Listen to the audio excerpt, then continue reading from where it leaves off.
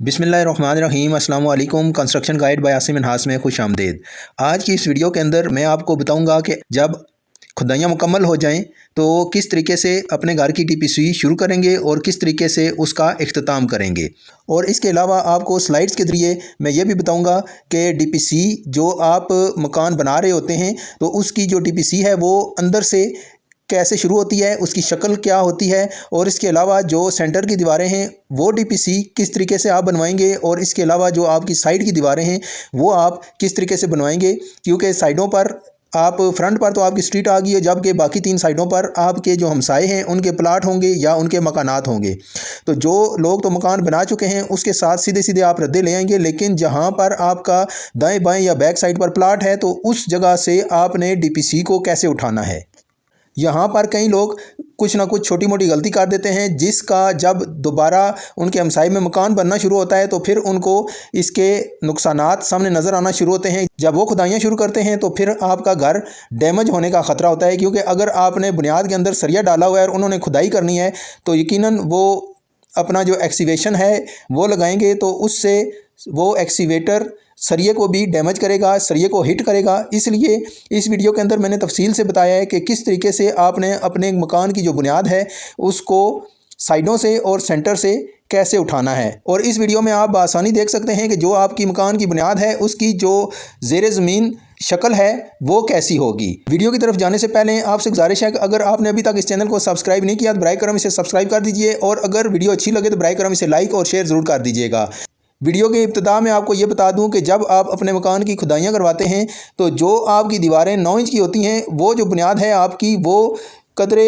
चौड़ी होती है बनिस्बत उन दीवारों के जो दीवारें आपकी सिंगल रद्दे की आनी है। जो दीवार तैयार होने के बाद 5 इंच की होती है यानी सिंगल रद्दा होती है, उसकी जो बुनियाद है वो कदरे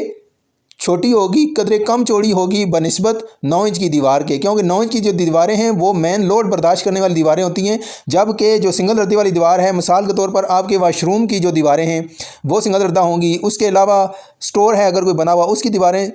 आपकी सिंगल रद्दा होंगी, इसके साथ साथ आपका जो किचन है उसकी दीवारें सिंगल रद्दा होंगी। तो ये जो बुनियादें आप खुदाई करेंगे ये कदरे कम चौड़ी होंगी, तकरीबन 6 इंच कम चौड़ी होंगी बनिस्बत उन दीवारों के जो आपकी साइड की बाउंड्री है या फ्रंट या बैक की जो बाउंड्री है इसके मुकाबले में। अभी अगर बात करें तो सबसे नीचे आप देख रहे हैं कि 9 इंच की कंक्रीट डली हुई है, जिसमें आपने बज्जर, रेत और सीमेंट मिक्स करके उसके अंदर डाल दिया है। 9 इंच ये मोटी तय आपने बनाई है। 9 इंच मोटी तय बनाने का मकसद है कि मटेरियल अच्छे तरीके से यकजान हो, और क्योंकि बज्जर के अंदर मजबूती और ताकत ज़्यादा होती है इसलिए वज़न बर्दाश्त करने की इसके अंदर ताकत ज़्यादा है, इसलिए नीचे बुनियादों में बज्जर इस्तेमाल किया जाता है। आमतौर से लोग रोड़ी वगैरह इस्तेमाल करते हैं, लेकिन वो ज़्यादा दुरुस्त तरीका नहीं है। जो ऊपर मकान की दीवार है अगर आपकी 9 इंच की है तो फिर नीचे से आपने पहले 2 रद्दे जो देने हैं वो 27 इंच के देने हैं, उसके बाद फिर उसके ऊपर वाले जो 2 रद्दे हैं वो आपने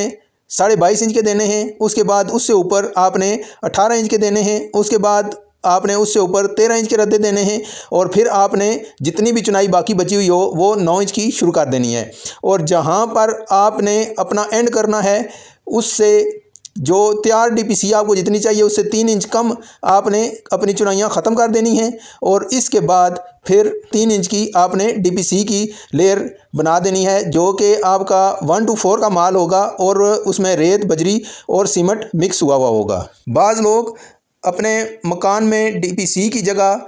प्लिंथ बीम भी डाल देते हैं, यानी सरिये का जाला बनवा कर, शटरिंग वगैरह बनवा कर उसमें रेत, बजरी, सीमेंट मिक्स करके मिक्सर के साथ वो डलवाते हैं। तो उसकी हाइट जो रखनी है वो आपने 9 इंच रखनी है, यानी बीम प्रॉपर कम से कम 9 इंच का ही आप बनवाइए। उससे आपको ये फ़ायदा होगा कि आपका जो मकान है उसका जितना भी लोड होगा वो अगर किसी जगह से नीचे से बुनियाद कमज़ोर भी रह गई है तो वो उस जगह पर दीवार लोड नहीं डालेगी, बल्कि बीम उसको काफ़ी हद तक सहार लेगा। तो अगर बीम आपने 9 इंच का डालना है तो फिर आपने अपनी चुनाइयाँ 9 इंच पहले ही ख़त्म कर देनी है। आपने अपनी DPC की जो हाइट देनी है वो एक्यूरेट निकल आए। ऐसा ना हो कि अगर आपने अपने मकान को ज़मीन से 2 फुट ऊपर उठाना है तो 2 फुट पर आप चुनाइयाँ ख़त्म करें और उससे ऊपर 3 इंच की DPC डालें, तो वो आपकी जो फर्श की हाइट है वो मकान की हाइट ज़्यादा हो जाएगी। तो इसलिए इस चीज़ का ख़ुसूसी ख्याल रखिए कि जितनी भी आपने अपने मकान की हाइट देनी है उससे अगर DPC डालनी है तो 3 इंच कम पर चुनाइयाँ अपनी DPC की ख़त्म कर दें, और अगर आपने प्लिंथ बीम डालना है तो 9 इंच पहले अपने मकान की चुनाइयाँ ख़त्म कर दें। इसके बाद अगर छोटी दीवारें जो हैं उनकी बात करें तो आप वहाँ पर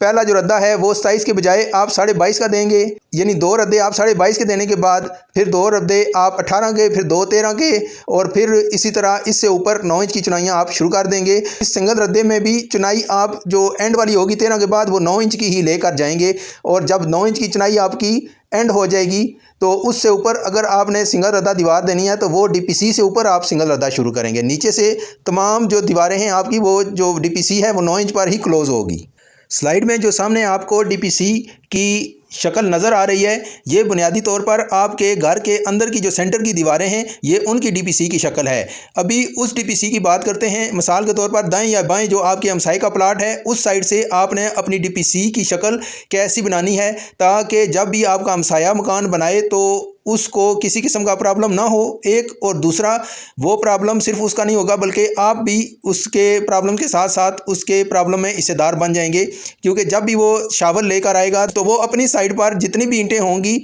उनको वो शावल के साथ एक्सीवेटर के साथ तोड़ेगा, जिससे आपका मकान डैमेज होने का ख़तरा है। अगर दाईं साइड पर आपका हमसाया है तो तब भी, और अगर बाईं साइड पर है तो तब भी आपने अपने मकान की जो बुनियाद है उसकी शक्ल इस तरीके से रखनी है कि तमाम DPC आपने अपने घर वाली साइड कर लेनी है, जबकि जो प्लेन साइड है वो आपने अपने हमसाए वाली साइड पर रखनी है, ताकि जब भी वो अपने मकान की खुदाई करे तो उसको किसी किस्म का प्रॉब्लम ना हो और आपके लिए भी किसी किस्म का कोई मसला या परेशानी ना बने। यानी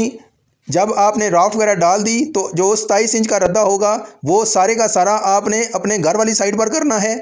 उस वाली साइड पर जो ईंटों के रद्दे होंगे वो आपने स्ट्रेट बिल्कुल साल में लगवाते जाना है, जिस तरह के आपको सामने स्क्रीन पर नज़र भी आ रहा है। तो आपके अगर आपके घर के दाएं साइड पर भी प्लाट है और बाएं साइड पर भी प्लाट है तो फिर आप अपने घर की जो फाउंडेशन है उसकी जो ब्रिक वर्क है उसकी शक्ल फिर आपको इस तरीके से रखनी पड़ेगी कि दाईं साइड वाला नेबर वाली साइड पर भी प्लेन ब्रिक्स आएंगी और बाईं साइड वाली जो नेबर है उसकी साइड पर भी जो दीवार है वो बिल्कुल स्ट्रेट आएगी 90 के एंगल में, और जो तमाम स्टेप्स आएंगे वो आपके घर के अंदर वाली साइड पर आएंगे। अलबत्ता जितनी भी DPC आपके घर के अंदर वाली साइड पर आएगी वो तमाम DPC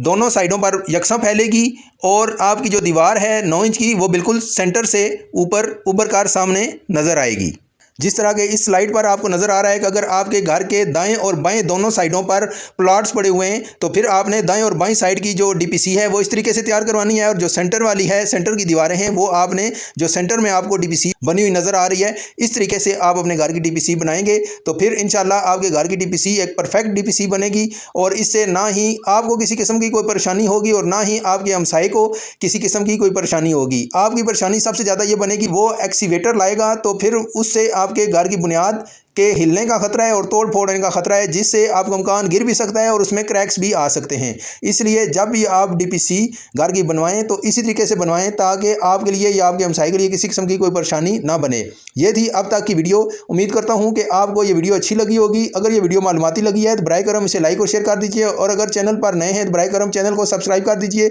नई वीडियो में नए टॉपिक के साथ दोबारा आपकी खिदमत में हाजिर होंगे। अपना बहुत सारा ख्याल रखिएगा। अल्लाह हाफिज़।